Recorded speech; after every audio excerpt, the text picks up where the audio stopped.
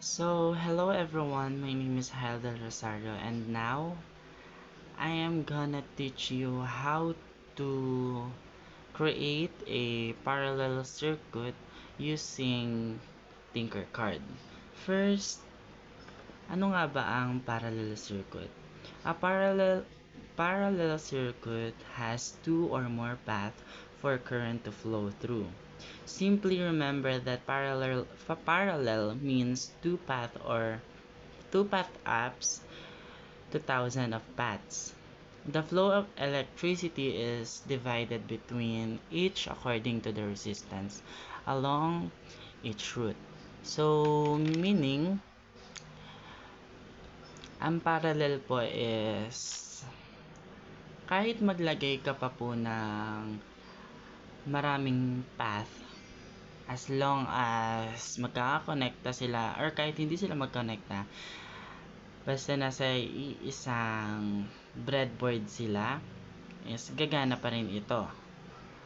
And when it comes to voltage, yung parallel path po is same across all components, which means kapag kapag naglagay ka ng tatlong path, ibig sabihin once na pinagana mo siya, pare-parehas lang po sila ng voltage ng nakukuha equally. And ang pinagkaibahan naman niya sa series circuit is yung series circuit kasi is connected in a single path lang. Ayun po. Tapos ang parallel naman is connected side by side. So let us proceed. Ang gagawin lang po natin ngayon is simple ano lang po, parallel circuit. So first we need to put a breadboard. Yan, breadboard.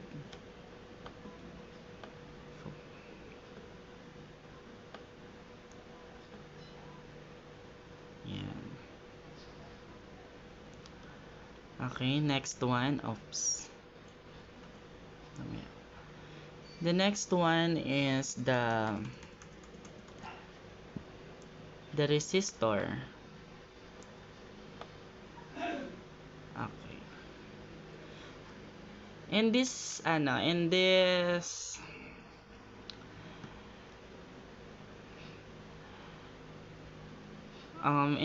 parallel circuit,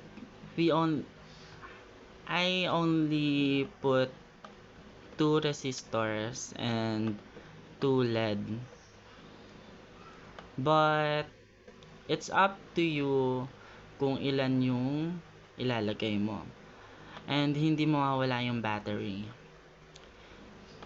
Yes. We'll just turn it. Yan.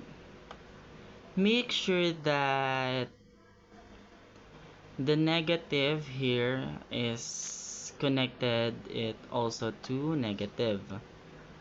Same wise to positive.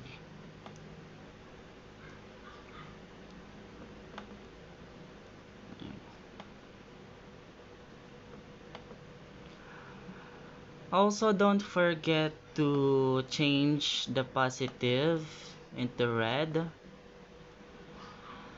para malaman nyo yung kung ano yung para siyang tawag dito, para ayun yung magiging magsisilbing color niya mismo as the positive. Next is this one, the resistor. Make sure that resistor is connected to the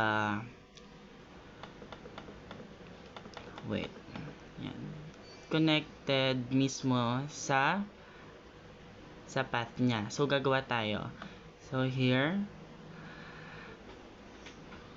kinonect ko po yung wire dito sa terminal 2. Bali dyan po magfo-flow yung yung yung energy galing po dito sa voltage natin. Then, ayan, magfo-flow siya dito. And this,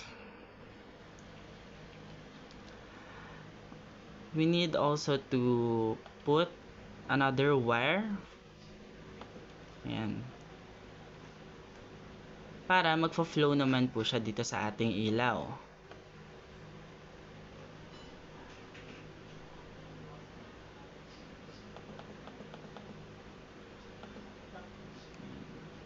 Make sure that the anode is the positive.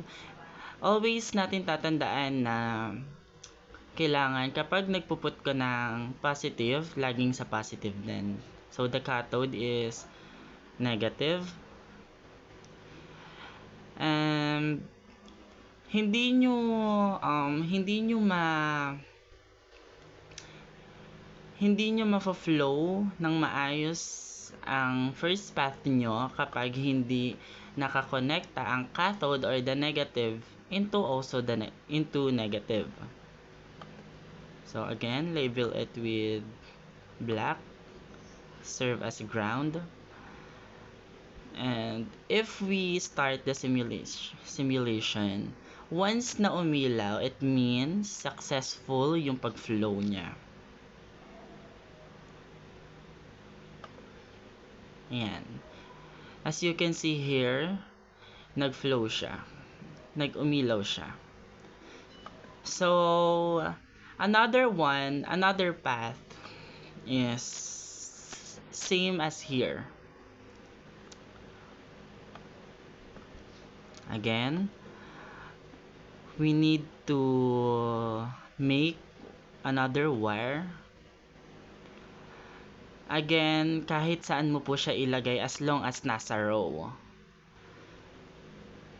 Okay? Since positive siya, gagawin natin siyang red. Then, the resistor.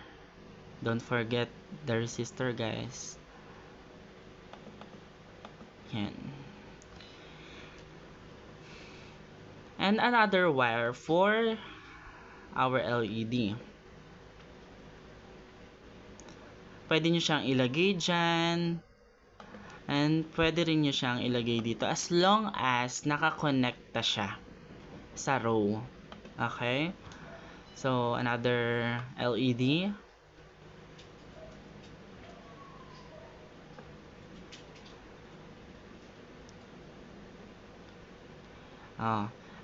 As you can see here, magkabaligtad, anode and cathode. So, the cathode is negative. So, gagawin natin, isi-switch natin siya. Yan. So, magiging positive na. Kasi, ito, positive to. Yung wire. So, next is ito. Pwede nyo siyang idirekta dito agad. Or kung gusto nyo ng mas organized, pwede rin naman dito pa. Ay, no. Pwede rin naman dito kasi nga, katulad ng sinabi ko, konektado naman siya dito. So, ilalagay natin siya sa negative. So, that's it. Once na umilaw parehas or umilaw to, ibig sabihin, successful yung path nyo. Yung pag-flow ng energy. Kailangan parehas sila ng tingkad ng ilaw. Okay. So, as you can see, gumana. Pero how about kung alisin natin ito? Yung isang LED. Pag inalis natin yan, gagana pa ba yan? Gagana pa ba to? Iilaw pa ba yan? So, let's see.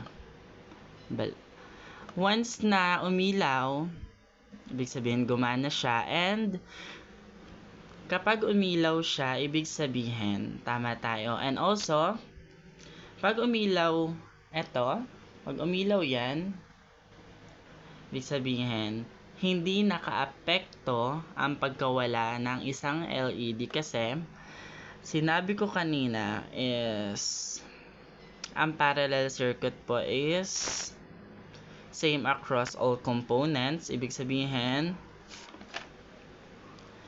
once na matanggal yung kahit isa dyan is magfo-flow pa din po siya. So, let's start. Yan, magfo-flow pa din yan. Ibig sabihin, hindi naka-apekto yung isang LED. Pero once na ilagay mo ulit ito, gagana pa din siya. It means, parehas po sila na nakukuha ng voltage. Ibig sabihin, the same voltage lang po talaga yung nakukuha nila. Kahit saan mo pa sila ilagay. So, that's it for the simple parallel circuit po. Thank you so much.